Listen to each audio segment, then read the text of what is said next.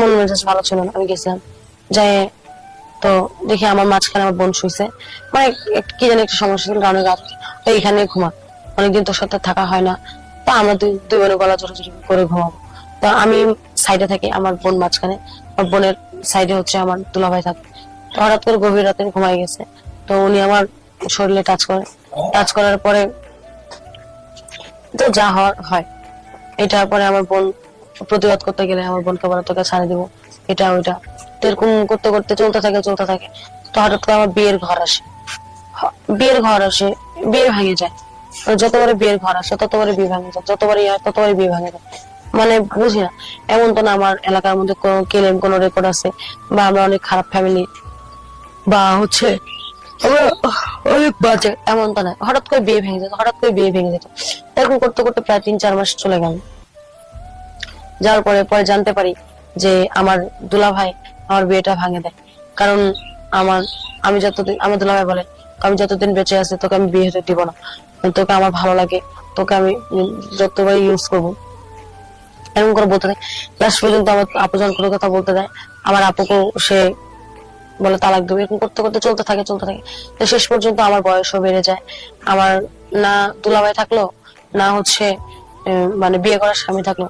আপনি কখনোই সন্দেহের বশবর্তী হয়ে আপনার ওয়াইফ কারোর সাথে সম্পর্কিত কিনা সেটার জন্য এইরকম ফেক বা কারো দ্বারা এক ধরনের অনেকেই করে থাকেন একটা সম্পর্ক তৈরি করা, আদৌ সেই ধরনের চরিত্রের কিনা, এবং হাজবেন্ডের ক্ষেত্রে ওয়াইফ অনেক সময় করে থাকেন, এই জিনিসটা কখনোই চেষ্টা করবেন না। সাবস্ক্রাইব করুন আমাদের চ্যানেলটি এবং পাশে থাকা বেল আইকনটি বাজিয়ে দিন আমাদের পরবর্তী ভিডিওর আপডেট সবার আগে পাওয়ার জন্য। অনুষ্ঠানের শুরুতে দেখা যাক কে রয়েছে আমার সঙ্গে। আপনার নাম? শাওন। বয়স? 30। এই মুহূর্তে 30 বছর। হ্যাঁ, এই মুহূর্তে 30 বছর। জন্ম জেলা? নরসিংদীতে। নরসিংদীতে জন্মগ্রহণ করেছেন, ওখানেই আছেন এখনো? হ্যাঁ, ওখানেই আছি। ঠিক আছে, শুরু করুন। আপনি যেখান থেকে মনে পড়ে আপনার জীবনের গল্প। আমার ছোটবেলাটা হচ্ছে নরসিংদীতেই কাটে। বাবা মা, 2 বোন 1 ভাই, এই ফ্যামিলি। ছোটবেলায় নরসিংদীতে ছিলাম না, ঢাকায় ছিলাম। জি, ঢাকায় ছিলাম। আমার বাবার হচ্ছে বিজনেস ছিল, হচ্ছে কাগজের বিজনেস ছিল। কাগজের বিজনেস? হ্যাঁ। এটা কি ধরনের বিজনেস? এটা হচ্ছে ঢাকা নয়া বাজারে যে বিজনেস, কাগজের যে হোয়াইট প্রিন্ট, তারপর নিউজ প্রিন্ট, এগুলি হচ্ছে বিভিন্ন মিল থেকে এনে ওরা হচ্ছে যে সেলটা করে। আচ্ছা আচ্ছা। তো সেই অর্থে হচ্ছে ঢাকায় থাকা। তো ঢাকায় কিছুদিন থাকার পরে হচ্ছে আমার বাবার ওই বিজনেসটা নিয়ে হচ্ছে একটা সমস্যা বলতে হচ্ছে জানি না তো, যে শুনছি যেটা আর কি, তার তখন তো ছোট ছিলাম, এতটা বুঝতাম না। তো ওই কাগজ দেওয়া নেওয়া নিয়ে যেটা হয় আর কি, কোন একটা প্রবলেম হয়েছে কারোর সাথে, তো তখনই হচ্ছে আমার বাবার নামে মনে হয় সরকারবাদী কোনো একটা কেস হয়ে গেছিল। মানে যখন এই কেসটা হয়ে গেছিল, তো ওই কাগজের ওই বিজনেস করতো যে ওইখানকার পুরা সভাপতি ছিল আমার আব্বার মামা, আপন মামা। আচ্ছা। তো উনি যখন পুলিশ আসলো আমার বাবাকে জিজ্ঞেস করতে, তখন আমার বাবার মামা সামনে ছিল। তো সামনে থাকার পরে হচ্ছে আমার বাবা জিজ্ঞেস করছিল যে, মানে ওই মামার দিকে তাকায় ছিল, যেহেতু উনি সভাপতি ছিল। তো ওই মামা যদি একবার বলতো যে এটা হচ্ছে আমার মানে ভাগিনা, তাহলে দেখা গেছে যে এই ব্যাপারটা সলভ হয়ে যেত তখনই। কিন্তু যখনই পুলিশ জিজ্ঞাসা করলো, তারপরে হচ্ছে যে অনেক কিছু জিজ্ঞেস করছে আমার বাবাকে, তারপরে হচ্ছে আমার বাবার মামাকেও জিজ্ঞেস করছে অনেক কিছু। তো জিজ্ঞেস করার পর উনি ডাইরেক্ট বলে দিছে যে আমি ওকে চিনি না। তো যখন এটা বলে দিছে তখন তো কেস হয়ে গেছে। তো আব্বাকে ধরে নিয়ে গেছে, জেলে ছিল কতদিন ঠিক আমার মনে পড়তেছে না, তখন তো ছোট। তো তখন থেকে হচ্ছে আপনারা বলছিলেন কয় ভাই বোন ছিলেন? 2 বোন 1 ভাই। 3 ভাই। আপনি বড় সবার? হ্যাঁ, বড় সবার ছিলেন। ওকে, বলতে তো তারপর হচ্ছে ওইখান থেকে তারপর বাবার বিজনেস তো পুরাই হচ্ছে নষ্ট। সেটা পেপারে আসলো বাবার ছবি, তারপরে অনেক টাকার ব্যাপার ছিল, সেটা কোটি কোটি টাকার ব্যাপার ছিল হয়তো। তো আসসালামু আলাইকুম ওয়া রাহমাতুল্লাহি ওয়া বারাকাতুহু। প্রিয় দর্শক, এতক্ষণ আপনারা শালী দুলাভাইয়ের একটা প্রেম কাহিনীর গল্প শুনতে পেলেন, আর এখন শুনবেন একটা বাস্তব জীবনের গল্প। এই গল্পটা শোনার পর আপনারা বুঝতে পারবেন এই মেয়েটা জন্মের পর থেকে তার উপরে একের পর এক নির্যাতন করা হচ্ছে। চলুন প্রিয় দর্শক, এই বিষয় নিয়ে সম্পূর্ণ রেজাকি বিয়ে টক শো থেকে শুনবো। তার আগে আমার ছোট্ট একটা রিকোয়েস্ট, আপনি যদি আমার চ্যানেল নতুন দর্শক হয়ে থাকেন অবশ্যই ভিডিওতে একটা লাইক দিয়ে চ্যানেল সাবস্ক্রাইব করে রাখবেন প্রতি মুহূর্তের নিউজগুলো পাওয়ার জন্য। মানে পেপারে ছবি আসলো কি আপনার বাবা আত্মসাৎ করেছেন টাকাটা? হ্যাঁ, এরকম কিছু একটাই আসছে। তারপর হচ্ছে মানে ধরায় দেওয়ার জন্য ওইরকম কিছু একটা ছবি। হ্যাঁ, ওই সুবাদে যখন বাবা চলে আসলো তখন হচ্ছে কাগজের বিজনেসটা ছেড়ে দিল। ছেড়ে দেওয়ার পরে আমরা চলে গেলাম নরসিংদীতে। তো নরসিংদী যাওয়ার পরে স্কুলে ভর্তি হইলাম। ভর্তি হওয়ার পরে হচ্ছে কি যে যাইতেছি স্কুলে ভালোই। আমার খালাতো বোন, আমার আপন খালাতো বোন আমাদের বাসায় আমার আপন খালাতো বোনের আমাদের বাসা থেকে বিয়ে হয়েছে। আচ্ছা, মানে আমাদের বাসায় থাকতো না, বাট হচ্ছে আমার বাবাই সবকিছু দেখাশোনা করে ওকে হচ্ছে বিয়ে দিচ্ছে। খালাতো বোনকে? হ্যাঁ, খালাতো বোনকে। তো খালাতো বোনের বিয়ে হয়েছে, বিয়ে হওয়ার পরে ওদের বাসার পাশেই একটা ছেলে, সে আমাদের বাসায় ওই বিয়ে আসছে গেছে আমাদের বাসায়, সেই থেকেই হচ্ছে পরিচয় আমার সাথে। জি। তো তখন অবশ্য আমি ক্লাস 7-এ পড়তাম, তো এত ভালো মন্দটা তো এতটা বুঝি নাই। দেখা গেছে যে মানে যেভাবে বলছে, যে যেরকম করছে ওই রকমই হয়তো মানে আগাইছি বা কথা বলছি ওই রকম। ওকে। এরকম কথা বলতে বলতে তার সাথে আমার জাস্ট একটা ভালো একটা মানে সম্পর্ক। ছেলেটা কে ছিল? মানে ছেলেটা আপনাদের ওই সময় পাড়া প্রতিবেশী? হ্যাঁ, পাড়া প্রতিবেশী ছিল, ওই আমার খালাতো বোনের শ্বশুর বাড়ির পাড়া প্রতিবেশী ছিল। কি নাম ছেলেটার? ছেলেটার নাম হচ্ছে মাসুদ। তো এরকম ভালো একটা সম্পর্ক হয়েছে। তো এটা আমার বাবা কোনোভাবে হচ্ছে টের পেয়ে গেছে আচ্ছা, যে এরকম হয়েছে। তো এখন বাবা নরসিংদীতে রাখবে না। নরসিংদীতে রাখবে না বলতে কোথায় যেতে হবে? আমার দাদা বাড়ি। ওকে। হ্যাঁ, তো দাদা বাড়িতে যাব। এখন আমরাও হচ্ছে যেতে যাচ্ছি না, যে ছোটবেলা থেকে এইখানে ওইখানে থাকছি, দাদার বাড়িতে যাব না। ওকে। আর আমার মা আসলে বলতে গেলে যে তখনকার সময়ে হচ্ছে খুব সহজ সরল, মানে এখনো অনেকটা সহজ সরল ভাবে আছে। ওনাকে আপনি যেভাবে বোঝাবেন, যে যেরকম করে বোঝাবে উনি ওইরকম করেই হচ্ছে বোঝে আর কি। তো আমার মা ওইখানে আমরা যাব না, উনিও যাবে না। তো এরকম করে করে আমার বাবা এখানে থাকবেই না। তো নরসিংদীতে আমাদের একটা বাড়ি ছিল তখনই, ওই বাড়িটা আমার মাকে আমার নানা দিছে। তো ওই বাড়িটা বাবা বিক্রি করে দিবে, মানে এক পর্যায়ে আমার সাথে রাগ করে বিক্রি করে দিবে। আপনার সাথে রাগ করে? মানে আপনি আমার সাথে, মানে এই যে ক্লাস 7-এ পড়ে মেয়ের এই কি অবস্থা, মানে এটা কি শুনতেছি। আচ্ছা। এখানে বাড়ি বিক্রি করে দিবে, বাড়িটা থাকলে এখানে আসা হবে, বাড়ি থাকবে না, আমরা এখানে আসবো না। তো আমার বাবা আমার মাকে যেহেতু আমার নানা দিছে বাড়িটা, আমার মা খুব কষ্ট পাইছে। এবং আমার মা হচ্ছে আমার মায়েরা 6টা বোন, 6 বোনের মধ্যে সবার ছোট। তো আমার মা খুব আদরের ছিলেন, তাই আমার নানা আমার মাকে সেই বাড়িটা দিছিল। এখন আমার মায়ের খুব মন খারাপ যে আমার বাবা দিছে, আমার বাবা নাই, কিন্তু আমার বাবার একটা শেষ স্মৃতি, এটা বিক্রি করে দিবে। আচ্ছা। তো আমার মা রাজি না। এখন আসলে কি করা যাবে, আমার বাবা বিক্রি করবে। দেখা গেছে বিক্রি না করলে এটা নিয়ে হচ্ছে সমস্যা আরো সৃষ্টি হবে। আচ্ছা। তো সেই সুবাদে বিক্রি করে দিল। তো বিক্রি করে দিছে, আমার মার অনেক মন খারাপ। তখনই হচ্ছে জায়গা বাড়ি সহ মাত্র 2 লাখ টাকা বিক্রি করছিল বাড়িটা। তো চলে গেছে। এখান থেকে চলে যাওয়ার পরে কোথায় গেল? আমার দাদার বাড়িতে চলে গেলাম। দাদার বাড়ি কোথায় ছিল? দাদার বাড়ি নরসিংদী থেকে আশেপাশেই ছিল না। ওকে। তারপরে চলে যাওয়ার পরে এরকম স্কুলে আসতেছি, মানে যাচ্ছি, তো একদিন রাস্তায় ওই মাসুদের সাথে আমার দেখা। তো যখন দেখা হইলো, তখন আমি একটা রিক্সা দিয়ে, আমার বাবা এই রিক্সাটা ঠিক করে দিছে, রিক্সা দিয়ে সবসময় আসতাম যাইতাম। কিন্তু আমার মাথায় এটা ছিল না রিক্সাওয়ালাটা আমার বাবাকে বলে দিবে। হ্যাঁ, মানে যে মাসুদের জন্য আপনাদের বাড়ি বিক্রি করে দিতে হলো? হ্যাঁ, বাড়ি বিক্রি করে দিতে হলো। তো ওইখান থেকে যখন আমি কথা বলার পরে আমি স্কুল থেকে গেলাম। স্কুল থেকে যাওয়ার পরে দেখলাম যে আমার বাড়ির পরিবেশ খুব গরম। তখন আমি বুঝতে পারলাম যে এনিথিং রং, কোনো প্রবলেম তো অবশ্যই হয়েছে। তো গেলাম, যাওয়ার পরে দেখি আমার আম্মা অনেক কান্নাকাটি করতেছে। আমি জিজ্ঞেস করতেছিলাম যে মানে কি হয়েছে, প্রবলেম কি। তো আমার আম্মা সেই উত্তরে বলতেছিল কি যে এমন মানে সন্তান থাকার চেয়ে না থাকাই ভালো, মরে যাওয়াই ভালো। আমি বলছি কি হয়েছে, আমাকে হচ্ছে খুলে বলো। খুলে না বললে তো আর আমি বুঝবো না যে প্রবলেমটা কি। পরে বলছি এরকম তুমি রাস্তা দিয়ে গেলা, স্কুলে গেলা, তো এরকম মাসুদের সাথে কথা বলছো, তুমি যে রিক্সাওয়ালারে নিয়ে গেলা, সেই রিক্সাওয়ালা তো তোমার বাবাকে বলে দিচ্ছে। তো এখন ব্যাপারটা কেমন হয়ে গেল। তো হইলো কি, পরে আমার বাবা বাড়িতে আসলো, দেখা গেছে কি আমার জিজ্ঞেস করলো। তো আমার বাবা যেরকম রাগি, আমিও হচ্ছে সেম, বাবার ডুপ্লিকেট। উনি যেরকম কথা বলতেছে আমি এরকম আনসার করতেছি, মানে আমার কোনো ভয় নাই, আনসার করতেছি। এক পর্যায়ে বাবা মানে অনেক রেগে গেছে। রেগে যাওয়ার পরে দেখা গেছে কি আমাদের রান্নাঘরটা ছিল ওইখানে মানে বডি ছিল আর কি। তো ওই বডি ছিল, রাগের ঠেলায় দেখা গেছে কি ওই বডি নিচে যে আমাকে কিছু করবে না, মানে আমার মাকে মেরে ফেলবে। কারণ হচ্ছে কি যে মার কথা শুনে না মেয়ে, মার শব্দ মা তৈরি করতে পারে নাই। তো নিচে এটা দেখার পরে মানে আমি কিন্তু আর সামনে কি হয়েছে সেটা দেখি নাই, কিন্তু আমার বাবা যে বড়িটা হাতে নিছে সেটাই আমি দেখছি। হ্যাঁ, দেখার পরে আমার স্কুল ড্রেস পরা ছিল, আমি ওইটাও চেঞ্জ করি নাই, আমি মানে বেরিয়ে গেছি বাড়ি থেকে। আচ্ছা। বেরিয়ে যাওয়ার পরে এখন আমি আসলে এত কি করব কি না করব বুঝতে পারতেছি না। তো আমার এক খালার বাসায় গেছি, পাশে আমার খালার বাসা। আমি বলছি যে এই ঘটনা। তো আমার খালা ওইখানে যাওয়ার পরে তো আমার ইচ্ছা মতে মানে বকা যারে বলে যে তোমাদের জন্যই হচ্ছে এরকম হয়, তোমরা কথা শোনা না, সেই দোষটা মার উপরে পড়ে। নরসিংদীতে তুমি এরকম করলা, তারপর হচ্ছে যে বাড়িটা বিক্রি করে দিল, এখন এখানে আসছো, এখানেও হচ্ছে মানে তোমার এটা কোনো শান্তি দিচ্ছ না মাকে। তো ঠিক আছে, এখন খালার বাড়ি থেকে না আমার খালাও আর আমাকে বলে না যে তুমি এখানে থাকো, কিংবা হচ্ছে পরিবেশ শান্ত হলে বাড়ি ফিরা যাও।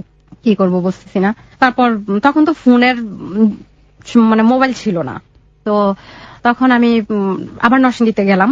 নরসিংদীতে যাওয়ার পরে আমি যাই মাসুদের এক ফ্রেন্ডকে পাইলাম, যার সাথে মানে আমার কথা হইতো আর কি। যাওয়ার পরে ওকে আমি বললাম যে এরকম এরকম অবস্থা, তো আমি চলে আসছি বাড়ি থেকে, আমি আর যাবো না। যাবা না মানে কি সমস্যা, যাবা না কেন? আমার বাবা তো এই করছে, এখন আমার বাবা খুব ক্ষিপ্ত, আমাকে যদি পায় তাহলে মনে হয় আমাকেও হচ্ছে মেরে ফেলবে। মানে তখনকার সময়ে ওনার যে রাগটা আমি দেখছিলাম। তো ও বলতেছে কি, দেখো মাসুদ তো হচ্ছে এটা মেনে নিবে না, সে মাত্র হচ্ছে পড়াশোনা করতেছে, আর তার তো কোনো ইয়ে নাই, এখনো বিয়ের বয়সই হয় নাই, তো এটা করলে কেমন হবে বলো? আমি এগুলি জানি না, বাড়িতে যাওয়া যাবে না। ওই দিক দিয়ে হচ্ছে আমার বাবা কিন্তু শান্ত হয়ে গেছে, কিন্তু এটা তো আর তখন আমি বুঝি নাই যে পরিবেশটা এদিকে কি ছিল। তো যাই মাসুদকে খবর দিছে, খবর দিয়া আনার পরে ও আসছে নরসিংদী থেকে, ওদের বাড়িটা ছিল হয়তো 3 কিলোমিটার বা 4 কিলোমিটার এরকম হবে। খবরটা কে দিল মাসুদকে? মাসুদের যে ফ্রেন্ডের সাথে আমার কথা হইলো ওই সময়টাতে। হ্যাঁ ওই সময়টাতে। তো খবর দিল, খবর দেওয়ার পরে হচ্ছে আসছে, আসার পরে বলছি এই প্রবলেম, তখন ও বলতেছে কি যে এটা কেমন কথা, আর হচ্ছে তোমার বয়স, তুমি এখন অনেক ছোট, আর আমিও মাত্র পড়াশোনা করতেছি, তো এখন তো তুমি চলে আসছো, আর এটা তো একটা কিছু হবে না, এরকম হবে না, তুমি চলে যাও। আমি বলছি কি না, দেখো আমার বাবা যে অবস্থা, আমার যাওয়া যাবে না। ও বলে কি, দেখো এখন আমি কোথায় যাব, কি করব, আর আমার কাছে তো এরকম টাকা নাই যে আমি একটা জায়গায় নিতে হইলে, থাকতে হইলে টাকা লাগবে, সেই টাকাটা আমার কাছে নাই, তো আমি কি করব। তো এখানে আরেকটা কথা বলতে হয় যে ওইখানকার মানে একজন পুলিশ ছিলেন, আমি ওনার নামটা নিতে চাচ্ছি না, সে ছিলেন ওই নরসিংদীর সদরের। তো ওই মাসুদের খুব ভালো ফ্রেন্ড ছিল, ও যায়া হচ্ছে কি ওনার কাছে বললো ব্যাপারটা এরকম এরকম হয়েছে। এখন ওই লোক তো আমার কাছে আসছে, ও পাঠাইছে, আসার পরে তো আমার খুব ধমকাইতেছে, হাই তুমি এখনো অনেক ছোট, চলে আসছো, চলে যাও, আমি নিয়ে দিয়ে আসবো তোমাকে। তো আমি করলাম কি, ওনার পায়ে ধরে মানে কান্নাকাটি করতেছি, না না আমার বাবাকে যেরকম দেখছি, মানে আমার মার দিকে গেছে, সম্ভব না আমার পক্ষে যাওয়া, আর আমি যাবো না। আর যেটাই হয়েছে না হয়েছে, আমার বাবা কেন এরকম করলো। এটা কি বাড়ি থেকে বের হয়ে আসার কয়দিন পরের ঘটনা? যেদিন বাড়ি থেকে বের হয়েছে সেদিনেরই ঘটনা। হ্যাঁ সেদিনেরই ঘটনা। তো যাবো না, এখন তো এরকম কান্নাকাটি করতেছি। এখন ওই ভাই আবার বলতেছি কি যে দেখো মাসুদ এটা তো হবে না, এখন ঠিক আছে ও যেহেতু চলে আসছে, ও আর যাবে না, এখন তো কিছু একটা করতে হবে। আমি কিভাবে যাবো তাহলে? বলে কি তাহলে একটা কাজ করো, তোমাকে একটা হচ্ছে বোরকা দেই, ওই ভদ্রলোক আবার হিন্দু ছিলেন, তো বোরকা জোগাড় করে দেই, তুমি বোরকাটা পরে। তো মাসুদ আমাকে বললো কি ঠিক আছে তুমি এখানে আধা ঘন্টা বসো, আমি যাবো আর আসবো। তো বাড়িতে গেল, ওর বাড়িতে গেল, ও আসলে কেন গেল জানি না, আবার ঠিক আধা ঘন্টা পরে মানে ফিরে আসলো। ফিরে আসার পরে তো আমি যেদিক দিয়ে যাবো ওদিক দিয়ে হচ্ছে নৌকা পার হইতে হবে, নৌকা পার হইয়া চলে আসলাম, ঢাকায় চলে আসলাম। তো ঢাকায় চলে আসার পরে ওর পরের দিন আবার হরতাল ছিল। তো চলে আসার পরে দেখা গেছে কি, আপনি তো আপনার খালার বাড়িতে গেলেন। হ্যাঁ খালার বাড়ি। খালা ওখান থেকে ভাবে ওই ছেলের সাথে বের হতে দিল আপনাকে? না, খালা আসলে আমাকে বলেও নাই থাকার জন্য, বলেও নাই যে তুমি এখানে থাকো বসো, এইটা হয়তো পরিস্থিতি শান্ত হয়ে যাবে, বাবা একটু পরে ঠিক হয়ে যাবে, বাড়িতে পাঠানোর জন্য। খালা আমার দিকে তো খুব ক্ষিপ্ত, ওনার রাগই হচ্ছে নরসিংদীতে এটা করলা, বাবা না করলো, তো সেই বাড়িটা পর্যন্ত বিক্রি করে দিল, তোমার বাবার এত রাগ, এখন আবার এখানে এসে কেন এটা করতে গেলা। তো খালা মনে করছে কি যে আমি হয়তো মানে খুব মন খারাপ হয়েছে, ওদের বাসায় গেছি, এগুলি বলে আমি আবার বাড়িতে ব্যাক করতেছি। আমার তো আপনি মাসুদের সাথে চলে যাচ্ছেন? না, মাসুদের সাথে তো আমার দেখা হইলো নরসিংদীতে যাওয়ার পর। আপনাকে নিয়ে যাচ্ছে ঢাকাতে? ঢাকা থেকে নিয়ে যাচ্ছে? হ্যাঁ হ্যাঁ হ্যাঁ সেটাই তো বলতেছি আমি।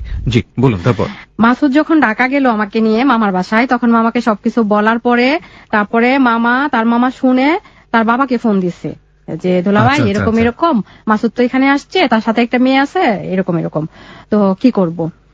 পরে ঘটনাটা বলার পরে তারপর মাসুদের বাবা জিজ্ঞেস করছে মাসুদের মামাকে যে তাহলে আমার ছেলে কোথায়, কালকে হরতাল। বুঝতে পেরেছি আমি তখন, মানে আপনার হচ্ছে হলো মাসুদের মামা বলেছে ওকে বের করে দিয়েছি, কিন্তু বাবা বলেছে আসলে কালকে হরতাল, দেশের অবস্থা ভালো না, কেন আমার ছেলে। বুঝতে পেরেছি এরকম করে তো বিয়ে হয়ে গেল। বিয়ে হয়ে গেল মানে? হ্যাঁ ওরা হচ্ছে বিয়ে করাই দিল। মাসুদের মামারা আপনাদের বিয়ে করে দিল? হ্যাঁ বিয়ে করাই দিল। এই সামান্য ঘটনাকে কেন্দ্র করে আপনি বাড়ি ছাড়লেন এবং বিয়ে করে ফেললেন? হ্যাঁ বিয়ে করাই দিছে। তো কতদিনের সম্পর্ক আপনার ছিল? একটু থামবেন। সেটা মানে প্রেম যেটাকে বলে, ওটা কতদিন করলেন? এটা আসলে 1 বছর হবে। 1 বছরের মতো? হ্যাঁ পুরোপুরি 1 বছর হবেও না, এতটা পুরো 1 বছর হবে না। আপনার চেয়ে বয়স ওনার কত বেশি ছিল? আমার চেয়ে ওর বয়স 10 বছর বেশি ছিল। 10 বছর? 10 বছর বেশি ছিল? হ্যাঁ। কি করতো তখন? ও তখন মাত্র ইন্টার করে ডিগ্রিতে। কোনো কাজ কামও করে না? না কিছুই করে না তখন। আচ্ছা তারপর হচ্ছে এটা হয়ে গেছে, হয়ে যাওয়ার পরে ঢাকায় থাকলাম মিনিমাম হবে 5 মাস। এই সময়টাতে বাবা খোঁজ নিল না, পরিবারের লোকজন? আমার বাবা মা কেউ খোঁজ নেয় নাই, এবং আমার বাবা বলছে যে আমার মেয়েটা হচ্ছে মরে গেছে। আর আমার বাবার ছোটবেলা থেকেই খুব স্বপ্ন ছিল তার মেয়ে একজন ব্যাংকার হবে এবং সিএ কমপ্লিট করবে। তো Okay. ছোটবেলা থেকেই উনি হচ্ছে স্বপ্ন দেখতো। তো আমার বাবার হচ্ছে এত প্রপার্টি ছিল না, বাট তার 2 মেয়ে 1 ছেলেকে ভালো করে পড়াশোনা করাইছে, জাস্ট এটুকুই আর কি। তো দেখা গেছে আমার বাবা মা খোঁজ নেয় নাই। 5 মাস ছিলাম ওইখানে, থাকার পরে 5 মাস পর মানে আর 5 মাসের ঘটনাটা আমি একটু শুনতে চাই। হ্যাঁ 5 মাসের 5 মাস ঘটনাটা কোথায় অবশ্যই। থাকলেন? 5 মাস থাকলাম হচ্ছে মাসুদের খালার বাসায়। আচ্ছা। ওইখানটায় ঢাকায় যেখানে থাকতাম ওইখানে হচ্ছে মামার বাসা, খালার বাসা, ইভেন মাসুদের বাসা। তার বাবার 2টা বাড়ি আছে ঢাকায়, ওকে ওইখানেই আশেপাশে। ওকে ওদের রিলেটিভরা হচ্ছে সবাই একই সাথে, মানে বাড়ি দেখা গেছে পাশাপাশি 1-2টা বাসা পরে এরকম আর কি। জি। তো মাসুদের খালার বাসায় থাকতাম। তো খালার বাসায় থাকার পরে আমি একটা কথা এখানে না বললেই হবে না, তার একজন মামা ছিল, মামা মানে ডাকতো আর কি, ওই এলাকার ওইখানে স্থানীয় ছিল, উনি অ্যাডভোকেট ছিলেন। তো প্রতিদিন বাজার, তারপরে কি লাগবে না লাগবে সবকিছু হচ্ছে যে ওই মামা করে দিত। ওইখানে স্থানীয় ছিল, মামা করে দিত। আর মামা হচ্ছে মাসুদকে খুব আদর করতো, তো করে দিত মামা। তো চলে যাচ্ছে এভাবে। আর মাসুদের এক বড় ভাই ছিল, মামাতো ভাই, প্রতিদিন আবার করতো কি, ওই ভাইয়াটা ধরেন পড়াশোনাটাও যে তখন চলে আসছি, পড়াশোনা বন্ধ, তখন ওই ভাইয়া বলতো যে তুমি এক কাজ করো, তুমি তো ফ্রি থাকো, ওই টাইমটাই হচ্ছে আমি বইটই কিনে দিয়ে পড়াশোনা যা করা দরকার আমি করাবো, তুমি আমার কাছে পড়বা। আচ্ছা। তো ঠিক আছে, চলতে থাকলো এরকম। তো উনি আবার প্রতিদিন আমাকে 5 টাকার 2টা কয়েন দিয়ে যাইতো। যে মানে প্রতিদিন যেই রুমটাতে ছিলাম তখন হচ্ছে টিনশিট বিল্ডিং ছিল, ওরকম ভালো ছিল না, মাত্র কোন রকমে করছে। তো ওই ঘরের উপর থেকে কিভাবে জানি উনি ফেলতো, 2টা কয়েন ফেলতো। তো আমি প্রতিদিন রুমে গেলেই দেখতাম যে 5 টাকার 2টা কয়েন ওখানে থাকতো। তো থাকলে বলতো কি যে এই টাকাটা হচ্ছে তুমি জমা করে রাখবা, কখনো হয়তো কাজে লাগবে, আমার তো আর এত ইনকাম সোর্স নাই, আমি তোমাকে খুব বেশি দিতে পারবো না, কিন্তু যেটা দিচ্ছি হয়তো তোমার কাজে লাগতে পারে, তুমি জমায় রাখবা। তো গেল এরকম চলতেছে 5 মাস। যাওয়ার পরে একদিন এদিকটা হচ্ছে মাসুদের বাবা, মাসুদের মামা মামি, তারপরে খালা খালু সবাই হচ্ছে কি একদিন সন্ধ্যাবেলা, সেটা 3 মাস থাকার পরে, 3-4 মাস থাকার পরে একদিন মাসুদকে তার মামার বাসায় ডাকলো, তুমি আসো। তো মাসুদ গেল, তার মামা খালাতো ভাই যে 2টা থাকতো বাসায়, ওই 2 খালাতো ভাই গেল। মানে পুরো আমার মনে হচ্ছে কি যে তাদের ফ্যামিলির যতগুলি লোকজন আছে, আত্মীয় স্বজন সবাই একটা জায়গায় বসছে। তো আমি এটা জানি না, আমাকে বলা হয় না এই ফার্স্টে যে কেন তাকে ডাকছে। জি। তো যাওয়ার পরে ওইখানে অনেক রাতে আসছে, প্রায় হবে 3টা বা 4টার দিকে আসছে, সকাল মানে ভোর হয় এরকম। তো আমি আসার পরে জিজ্ঞেস করলাম কি তুমি মামার বাসায় গেলা, কি হইলো, আমি একা বাসায় থাকলাম, মানে কেন তোমাকে ডাকছে? তো দেখি কি চুপ করে আছে, খুব মুড অফ। আমি জিজ্ঞেস করলাম যে তোমার আসলে প্রবলেমটা কি হয়েছে? পরে বলতেছে কি যে আমার কোনো প্রবলেম নাই। আমি বলছি না, কোনো একটা সমস্যা তো হয়েছে, তুমি আমাকে খুলে বলো। তারপর সে বলছে যে আমাকে সব আত্মীয় স্বজনরা বলছে যে তোমার বয়স এখনো অনেক কম, আমার তো ইনকাম সোর্স নাই কোনো কিছু, আমি মাত্র পড়াশোনা করতেছি, আর আমাদের যে ফ্যামিলি, আমার বাবা মেনে নিবে না, আমাকে বলছে কি তোমাকে ডিভোর্স করে দিতে, সেই ব্যবস্থাটা ওরা করে দিবে। ওকে। তো আমি তখন মানে এটা বলার পরে আমি খুব তাকায় আছি ওর দিকে, যে মানে আমি আসলে তখন কি বলবো ঠিক বুঝতেছিলাম না, মানে কি করব। তো অনেকক্ষণ চুপ করে থাকার পর আমি ওরা জিজ্ঞেস করলাম যে এখন তোমার সিদ্ধান্তটা কি? তো বলতেছে কি যে না, আমি এটা ছাড়বো না, ওরা যাই বলুক আমি এটা করব না। ওকে। তো ঠিক আছে, ও আবার বলতেছে যে আমরা তো এখানে থাকতেও পারতেছি না, অন্য একজন বাজার করে দেয়, খাচ্ছি যাচ্ছি, ভাবে তো আর যাবে না বা হবে না, তোমার পড়াশোনা করতে হবে, আমার হচ্ছে পড়াশোনা বাকি আছে করতে হবে। তো এক কাজ করো, আমরা চলে যাই, তুমি তোমার বাড়ি চলে যাও, আমি আমার বাড়ি চলে যাই। আচ্ছা। তো এদিকটা হইলো কি, ওর বাবা হচ্ছে ব্যাংকার ছিলেন, জব করতো, ব্যাংকার ছিলেন। তো ওর বাবা ওর জন্য দেশে বাইরে যাওয়ার জন্য টাকা জমা দিল ইতালিতে। ওকে। তো যার কাছে টাকা জমা দিল, টাকাটা জমা দেওয়ার পরে মাসুদকে হয়তো কোনোভাবে খবর দিছে কিংবা ফোনে বলছে যে এরকম তোমাকে তো দেশে বাইরে যাওয়ার জন্য টাকা জমা দিছি, তুমি বাড়ি চলে আসো, আর তোমার বউকে বলো তার বাবার বাড়ি চলে যেতে। মানে এটাই ছিল রিজন, যেটা আপনাকে সে বলেনি? হ্যাঁ। আপনাকে তখন বলেছিল ব্যাপারটা যে ইটালিতে যাওয়ার চেষ্টা করছে আমার ফ্যামিলি? না, এটা বলেন তখন, এটা বলেনি, ইনফরমেশন আপনাকে তখন দেয়নি। আচ্ছা ঠিক আছে। তারপর হচ্ছে ওরকম ও আমাকে বললো যে হচ্ছে বাড়িতে গিয়ে তো হচ্ছে খবর আসছে, তো আব্বা হচ্ছে ইটালি যাওয়ার জন্য টাকা দিল, তো এখন তো তোমাকে তোমার বাড়ি যেতে বলছে, আমাকে আমার বাড়ি যেতে বলছে। এটা বললো আপনাকে পরবর্তীতে? হ্যাঁ, এটা আমাকে বলছে। তো আমি বললাম কি যে এখন তোমার সিদ্ধান্তটা কি? বলে কি আমি যদি ওইখানে যাই তাহলে কি এটা ভালো না? আমি বলছি ঠিক আছে, তো আমি আসলে তখন তো আর এতটা বুঝতাম না কি জন্য যাইতে বললো, কি করতে বললো জি। বা কেন যাইতে বললো। তো আমি বলছি হ্যাঁ ঠিক আছে, যেতে বলছে তো যাবে। তারপরে আমার আম্মাকে কোনোভাবে হয়তো খবর দেওয়া হয়েছে আমার বাড়িতে। তো আমার আম্মা আমার মামিকে নিয়ে ঢাকায় আসলো। আমার বাবা তো আসবে না কখনো। জি। তো আমার মামিকে নিয়ে ঢাকায় আসছে। আসার পরে দেখা গেছে কি ওর মামি, তারপরে হচ্ছে ওর মামা, খালা, খালু ওদের সাথে বসছে। কি কথা হয়েছে এরকম যে ও ইটালি চলে যাবে, ঠিক আছে আপনাদের মেয়েকে আপনারা নিয়ে যান। তো আপনাদের মেয়েকে আপনারা নিয়ে যান মানে কি? আপনার ফ্যামিলির লোকজন তখন বসলো ওখানে? হ্যাঁ, আপনার ফ্যামিলির লোকজনকেও রেখেছে? আমার ফ্যামিলির লোকজন বলতে তো আমার বাড়িতে যখন খবর দেওয়া হইলো তখন হচ্ছে আমার মা আর আমার মামি আসলো। আচ্ছা। আসার পরে তারপরে হচ্ছে আমার মা আর মামির সাথে বসলো ওর মামি মামারা। তো বসার পরে ডিটেলস বললো যে ওই ইটালির জন্য টাকা দিছে ওর বাবা, ও হচ্ছে মানে যাবে, তো আপনাদের মেয়েকে আপনারা নিয়ে যান। আচ্ছা। তো ও ইটালি গেলে ওর অবস্থা ভালো হইলে যখন ইনকাম সোর্স হবে তখন তো হচ্ছে আবার নিয়ে আসবে। আচ্ছা। তো ঠিক আছে, আমার মা নিয়ে আসলো, আমাকে সেদিন নিয়ে আসলো। জি। তো আমি চলে গেলাম আমাদের বাড়িতে, ও চলে গেল ওর বাসায়। তো ওইখানে যাওয়ার পরে যেদিন ইটালির জন্য টাকা জমা দিল, ওইখানে যাওয়ার পরে তারপর দিন আমাকে বলল কি যে যে লোকের কাছে টাকা জমা দেওয়া হয়েছে সেই লোক মারা গেছে। মানে বাড়িতে যাওয়ার পর দিনই আপনাকে এই ধরনের কথা হ্যাঁ, বলছে? পরদিনই এটা বলছে। তো ঠিক আছে, মারা গেল, এখন তো আর তার সেই ইটালি যাওয়া হইলো না, ওই লোক মারা গেল। তো এখন আসলে কি করবে? রাইট। তো আমার সাথে আসলে ওইরকম যোগাযোগ তখন আর নাই। ওর বাসার দিক থেকে আসলে চাচ্ছে না, হয়তো ওইরকম যোগাযোগ নাই। এই মাঝে মাঝে হচ্ছে তখন তো আপনি যে বাড়ি ফিরে গেলেন, আপনার বাবা আপনাকে কিভাবে রিসিভ করলো একটু শুনি। আমার বাবা, আমি যে বাড়ি ফিরে গেলাম, আমার বাবার সাথে আমি যে কয়দিন বাড়িতে ছিলাম আমার বাবার সাথে আমার দেখা হয় নাই। কারণ হচ্ছে আমি এক রুমে থাকতাম, আমার বাবা আরেক রুমে থাকতো। ইভেন আমার বাবা আমার সাথে দীর্ঘ 8 বছর কথা বলে নাই। এরপরে দীর্ঘ 8 বছর কথা বলে নাই। তারপরে তো আমার বাবার সাথে দেখা হয় নাই। দিদা আসছে, বাবা আরেক দিদা যায়, আর আমিও হচ্ছে এরকম মানে লুকানোর মতো একটা অবস্থা, যে মনে হয় যে বাসায় হচ্ছে কেউ চুরি করে, চোর যেরকম লুকায় থাকে ওরকম হচ্ছে লুকানোর মতো অবস্থা। তো আমার মন খারাপ, বাবার দিকেও তাকায়, আবার সমাজের কথা চিন্তা করি, লোকজন মানে কিরকম সিচুয়েশন গুলি আসলে ফেস করে গেছে। তো ওইরকম ভাবে চিন্তা করে এই তো আগাচ্ছে ওরকম। তো তার বাড়ি থেকে আমাকে নিবে এরকম কোনো কিছু বলে না যে ওদের বাসা আমাকে নিবে কি নিবে না। তো এটার পরে কিছুদিন পরে হবে, কিছুদিন বলতে হচ্ছে 7-8 মাস পরে হবে। ওকে। ওদের বাসা থেকে নেওয়ার কোনো নামগন্ধ নাই। তো একদিন বললো কি আমার বাড়িতে আমি নিজেই নিয়ে যাব, ওরা কেউ নেক আর না নেক আমি নিজেই নিয়ে যাব। আচ্ছা। তো হুট করেই একদিন আমাকে নিয়ে গেল, ওদের বাসায় নিয়ে গেল।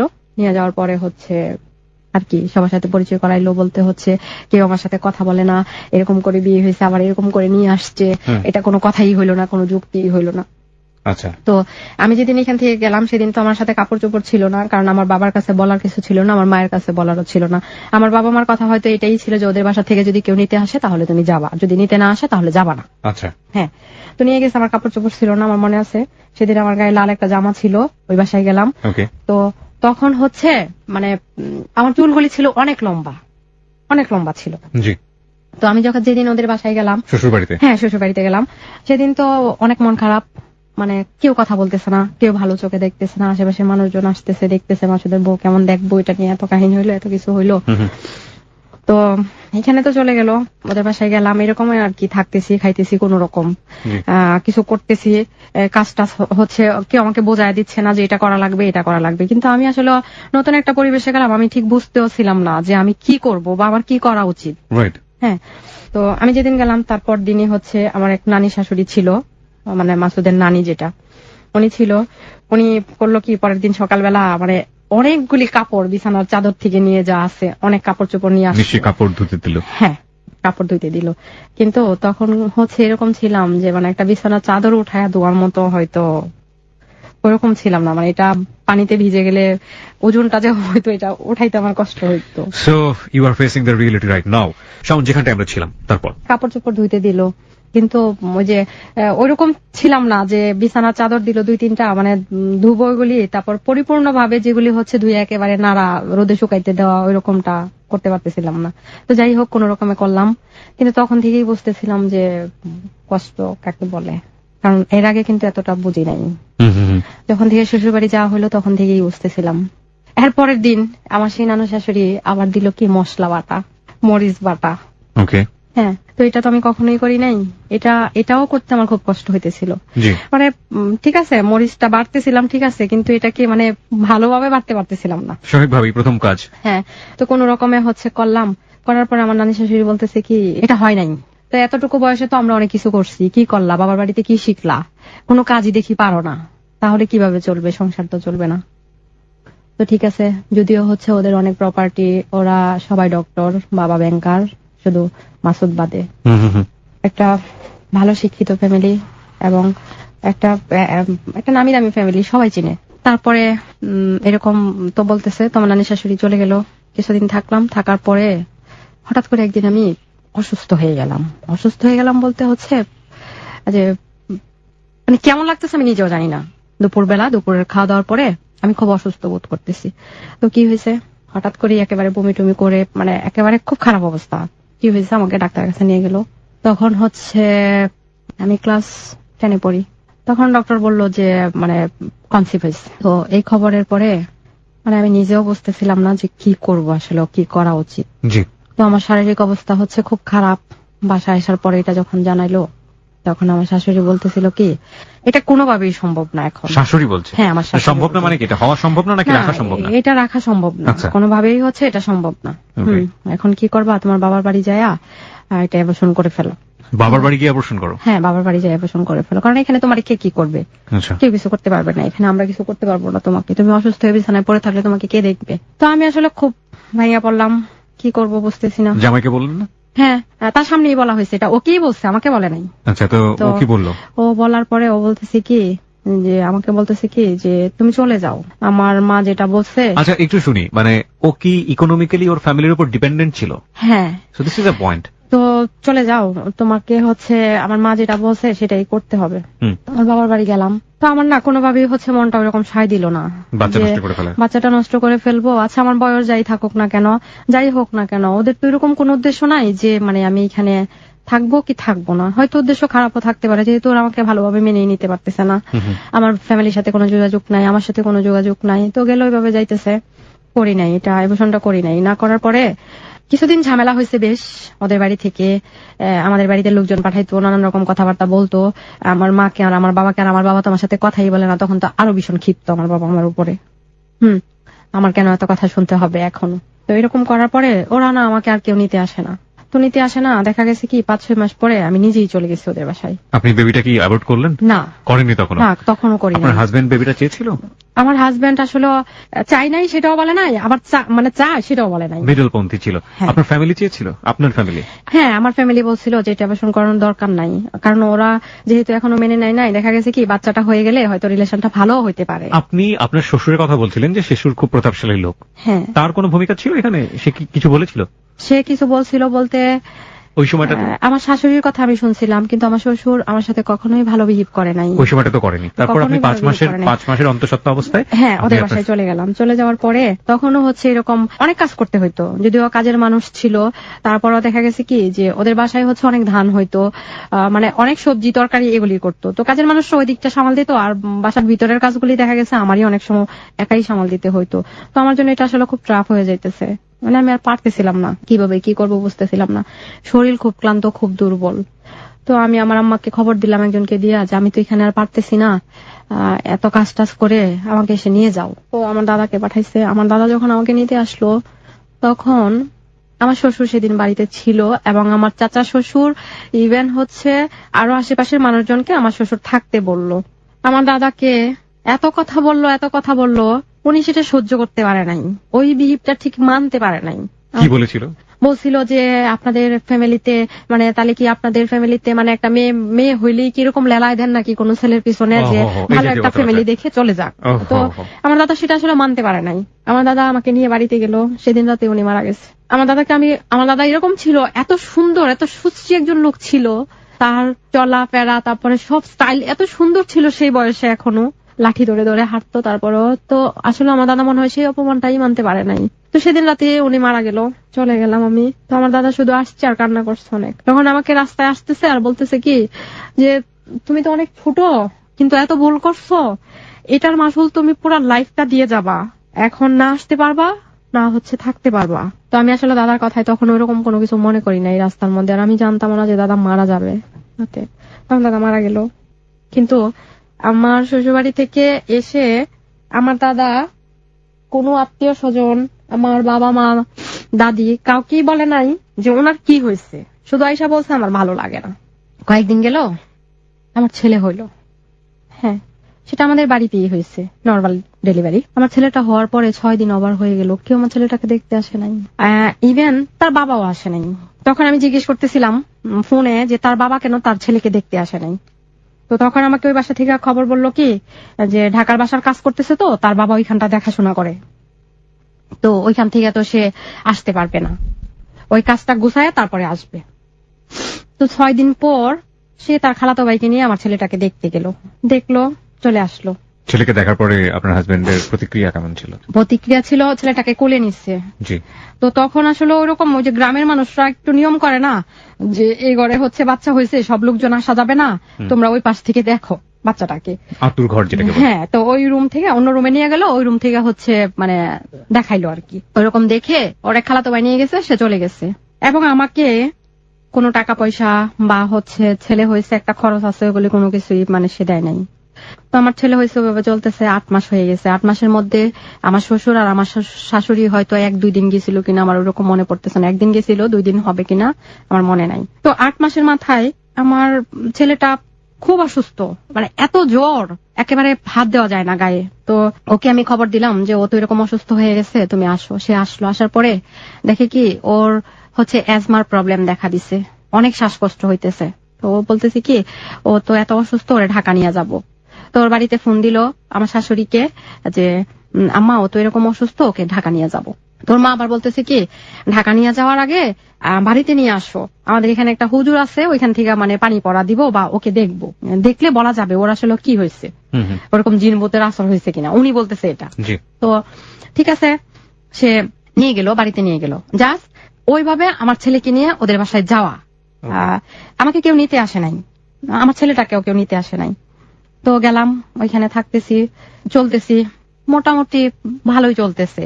এই তো লেগে থাকতেছি সংসারে, দেখা গেছে টুকটাক কথা কাটাকাটি হচ্ছে, সেটা আবার মানে শেষ হয়ে যাচ্ছে। ইভেন ভালো ব্যবহার তো আমি পাই নাই। ঠিক আছে, কাজটা যেরকম দিচ্ছে ওরকম করতেছি, যা পারতেছি করতেছি, যেটা পারতেছি না সেটাও বলতে পারতেছি না, আর যেটা করতে পারতেছি সেটা তো করতেছি। এখানে আরেকটা কথা বলা লাগবে, যেটা বলা হয় নাই। ছোটবেলা থেকে আমার ছেলেটার 8 মাস হইলো, 8 মাসের ভিতরে ওরা তো কেউ আমার ছেলেটাকে দেখতে যায় নাই। বাট যখন আমি তাদের বাসায় নিয়ে আসলাম তখন হয়েছে কি 1 বছর বয়স হইলো, 2-3 মাস থাকার পরে তো আমার ননদ সে কলেজে ভর্তি হয়েছে। ভর্তি হওয়ার পরে আমার দেবর হচ্ছে ডক্টর, তখনও সে ডাক্তারি পড়ে। আচ্ছা। তো কলেজে ভর্তি হওয়ার পরে এখন ঢাকা বাসায়, আমার শ্বশুর তো ব্যাংকে জব করে, তো সবাই ঢাকা থাকতেছে। এখন আমার শ্বশুর বললো কি তো বাড়িতে যেহেতু মানুষ আছে, তুমি এক কাজ করো, এখন ঢাকায় চলে আসো। আমার ছেলেটা 1 বছর বয়স, তখনও সে অনেক ছোট। তো আমার শাশুড়ি জিদ ধরলো কি আমার ছেলেটাকে নিয়ে ঢাকায় চলে যাবে। ছেলেকে নিয়ে ঢাকায় চলে যাবে? হ্যাঁ। আর আপনি? আমি বাড়িতে থাকবো। তো আমি আবার বললাম কি মাসুদকে যে মাসুদ এটা কেমন কথা, যে আমার ছেলেটা এখন অনেক ছোট, যারা আমার ছেলেকে একবার দেখতেই গেল না এই 8 মাসের মধ্যে, আর ওরা এখন আমার ছেলেকে নিয়ে ঢাকায় চলে যাবে, এটা তো হয় না আসলে। তো মাসুদ বললো কি আমার বাবা মার খুশিটাই খুশি, দেখতে না গেল তাতে কি হয়েছে, কিন্তু দেখো তোমার ছেলেকে দেখে আমার বাবা মা কেমন খুশি হয়ে গেছে, ওর মুখ দেখে। আমার খুব মনে পড়ে আমার ছেলেটা তখনও ভালো করে বুকের দুধটাও খাইতে পারে নাই, ওকে নিয়ে চলে গেছে।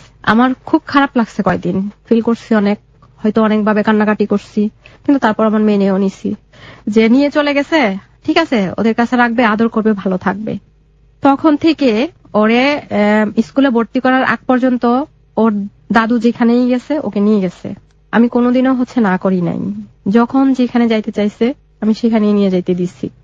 তো তখন আমার মাথায় একটা জিনিস ছিল যে সংসারের শান্তির জন্য অন্তত পক্ষে মানে কোনো কথা বলা ঠিক না, চুপ করে থাকি, দেখি যে হয়তো শান্তিটা ফিরে আসবে, কথা কাটাকাটি তো আর হবে না, এমনিতেই অনেক প্রবলেম, অনেক জ্বর তুফান গেল।